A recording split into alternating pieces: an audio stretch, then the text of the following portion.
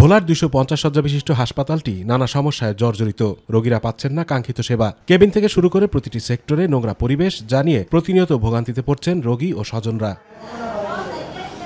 বিশেষ করে ঈদের মধ্যে হাসপাতালে ভর্তি হওয়া রোগীরা পড়েছেন চরম বিপাকে। চিকিৎসক সংকট সহ নার্সের সংকটের কারণে 4 জন শিশু ইতিমধ্যে মৃত্যুবরণ করায় রোগীর স্বজনদের মধ্যে চরম আতঙ্ক বিরাজ করছে। 4টা শিশু হাসপাতালে মারা গেছে, ভোলা সদর হাসপাতালে। এখন আমার বাচ্চা নিয়ে আমি আতঙ্কিত আছি। এখানে অনেক ধরনের সমস্যা আছে, মূলত যেমন ডক্টরের সংকট আছে এবং নার্সের সংকট আছে। আজকে 3 দিন যাবত বাচ্চা নিয়ে আসছি, কিন্তু বাচ্চার কোনো ডেভেলপ হচ্ছে না। যে সমস্ত বাচ্চাগুলো মারা গেছে সেগুলো আসছে একদম খারাপ অবস্থায়, কারণ এমন অবস্থায় আসছে যে আমাদের কিছু করেনি না। তখন দরকার তাদের আইসিইউ সাপোর্ট। যখন আমাদের এখানে যতটুকু সাপোর্ট ছিল সব দেওয়া হয়েছে।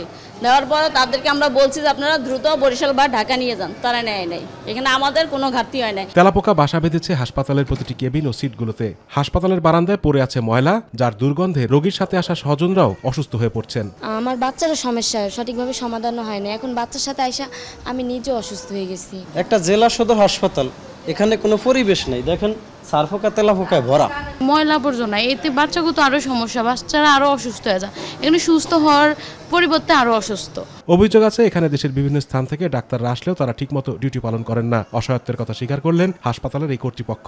আমাদের কিছু ডাক্তার এখানে নিয়োগ হয়েছে, কিছু ডাক্তারকে পদায়ন করে অন্য জায়গায় নিয়েছে, এটা একটা স্বাভাবিক প্রক্রিয়া। কিন্তু যে ডাক্তারদেরকে এখানে নিয়োগ দেওয়া হয়েছে তারা সময় মতন এসে জয়েন করেননি, যার জন্য তাদেরকে আমি রোস্টারে রেখেও ডিউটি করাতে পারিনি। আবার যে ডাক্তারদের এখান থেকে নিয়ে যাওয়া হয়েছে সেটা যদি আগেই জানতে পারতাম তাহলে তাদের সঙ্গে একটা নেগোসিয়েশন করতে পারতাম, কিংবা আমি জেনেছি আমি তাদেরকে রিলিজ দেইনি। অর্ডারে তো 3-4 দিনের পরে সে চলেই যাবে, উল্লেখ থাকে। কাজে উল্লেখ থাকাতে তাদেরকে আসলে রোস্টারে ডিউটি করানো খুব কঠিন। যিনি চলে যাবেন তিনি যদি মানসিকভাবে চলে যান তাকে দিয়ে ডিউটি করানো কঠিন। হাসপাতাল কর্তৃপক্ষ দায়ী না, আমি এটা বলতে চাচ্ছি না।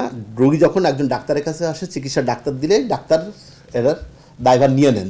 250 শয্যা বিশিষ্ট হাসপাতালটিতে স্বাস্থ্য ব্যবস্থা উন্নতি হবে, রোগীরা কাঙ্ক্ষিত সেবা পাবেন, এমনটাই প্রত্যাশা করছেন ভুক্তভোগী রোগীর স্বজনরা।